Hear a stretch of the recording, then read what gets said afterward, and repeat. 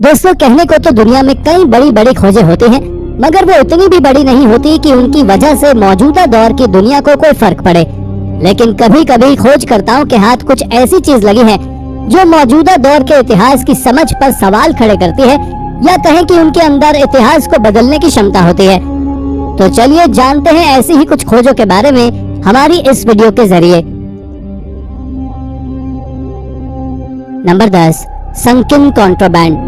दोस्तों, हम आपको एक ऐसी संकिन शिप के बारे में बताने वाले हैं जिसके बारे में जानने के बाद आप सभी चौंक जाएंगे। दरअसल रशियन जियोग्राफिकल सोसाइटी के साथ काम कर रहे कुछ आर्कियोलॉजिस्ट ने हाल ही में एक जर्मन मर्चेंट शिप को खोज निकाला है जो लगभग साल 1724 में डूब गया था।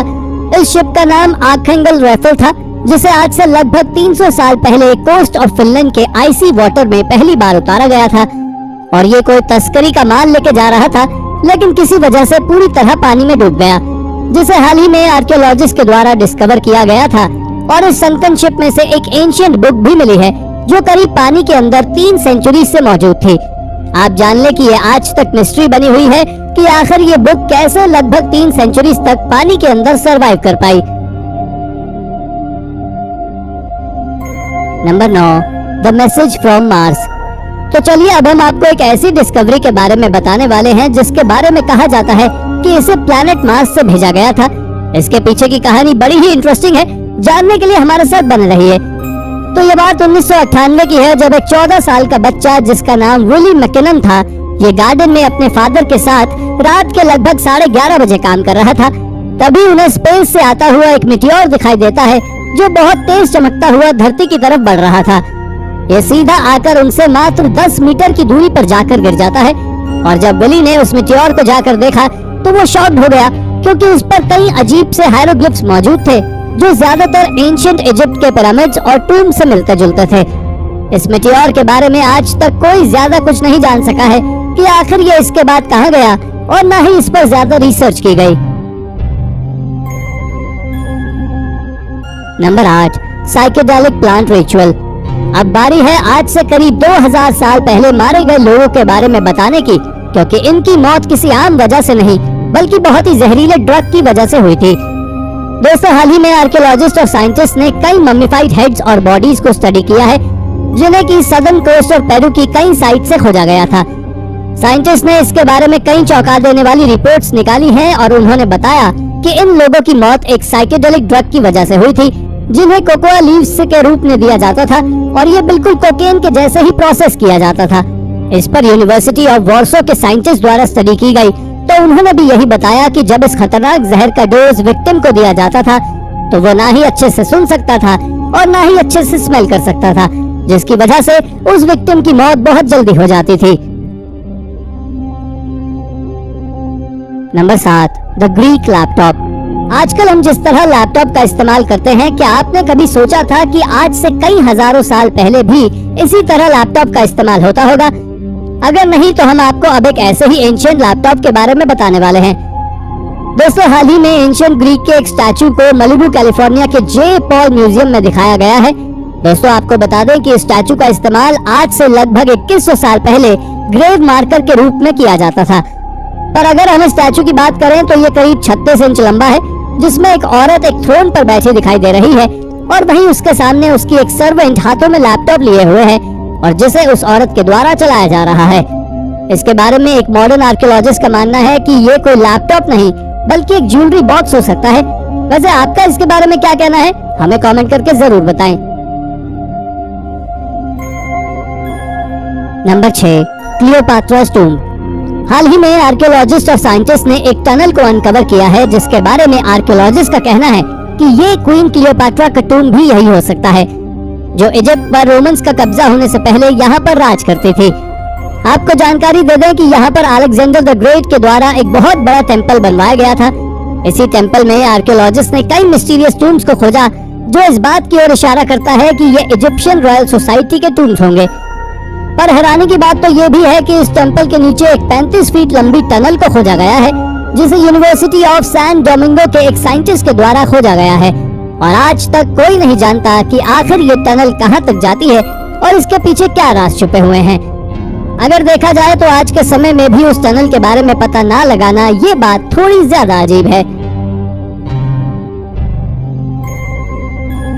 Number 5, ritual human sacrifice.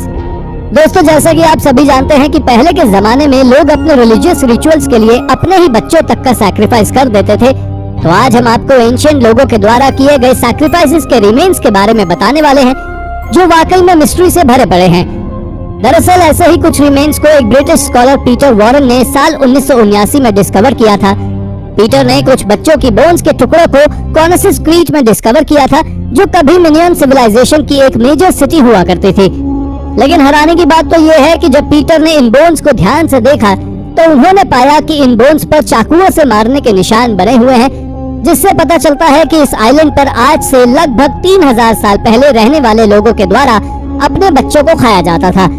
साथ ही कहा तो ये भी जाता है कि मिनियन सिविलाइजेशन में इस तरह का चाइल्ड सैक्रिफाइसेस एक आम रिचुअल हुआ करती थी। Number 4, the city of Oshkindok. दोस्तों, अब हम आपको एक ऐसी एंशिएंट सिटी के बारे में बताने वाले हैं जिसे देखने के लिए यहाँ दुनिया भर से हजारों की संख्या में हर साल लोग आते हैं और ये सिटी अपनी एंशिएंट बिल्डिंग्स के रिमेन्स के लिए जानी जाती है। ये सिटी कोई और सिटी नहीं बल्कि मेरिडा मेक्सिको से मात्र 60 मील की दूरी पर मौजूद है और ये एक एंशिएंट सिटी ऑशकिंडॉक है। आपने इसके बारे में ट्रैवल बुक्स में जरूर पढ़ा होगा, पर यह एक टूरिस्ट स्पॉट होने के साथ साथ काफी मिस्टीरियस भी है। असल में यहाँ पर ब्रोकन बिल्डिंग्स की फाउंडेशन मौजूद है।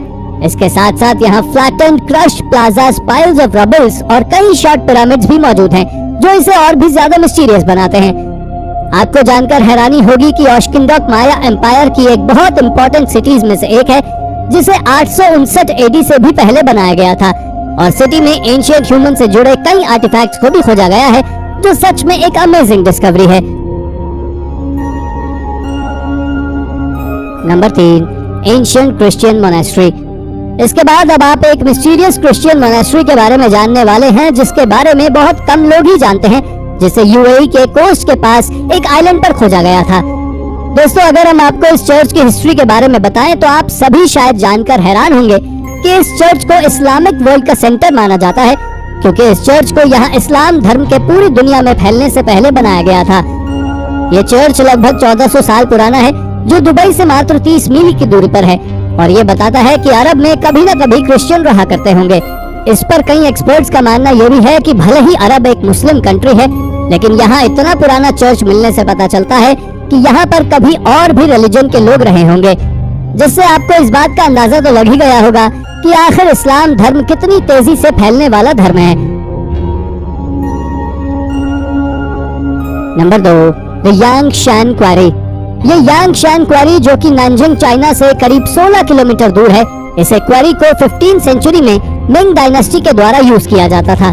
आपको बता दें कि इस जगह पर कई तरह के बड़े बड़े रॉक्स के ब्लॉक्स मौजूद हैं, जिन्हें आर्कियोलॉजिस्ट स्टील के नाम से पुकारते हैं और इन रॉक्स के ब्लॉक्स को वर्कर्स के द्वारा माउंटेन साइड से काटा गया था, जो करीब 90 फीट लंबा और लगभग 40 फीट थिक है। सच में ये ब्लॉक बहुत बड़ा है, जिसका वजन आर्कियोलॉजिस्ट करीब 31,000 टन बताते हैं, जो सच में बहुत ज्यादा अमेजिंग है और ये जमीन से लगभग 64 मीटर ऊंचा है। इसके पीछे की मिस्ट्री को आज तक कोई नहीं सुलझा सका है कि आखिर किस वजह से इस रॉक ब्लॉक को माउंटेन से काटा गया था, क्योंकि यह किसी भी एंशिएंट मोनोलिथ से काफी ज्यादा बड़ा है। दोस्तों, हैरानी की बात तो ये है कि इतने बड़े रॉक ब्लॉक को आखिर बिना किसी मॉडर्न टेक्नोलॉजी के ट्रांसपोर्ट कैसे किया गया होगा। Number 1, ancient Britons. अब अंत में हम आपको इंसानों की कुछ सबसे पुरानी स्पीशीज के बारे में बताने वाले हैं, जिनके बारे में शायद ही आपने कहीं सुना होगा।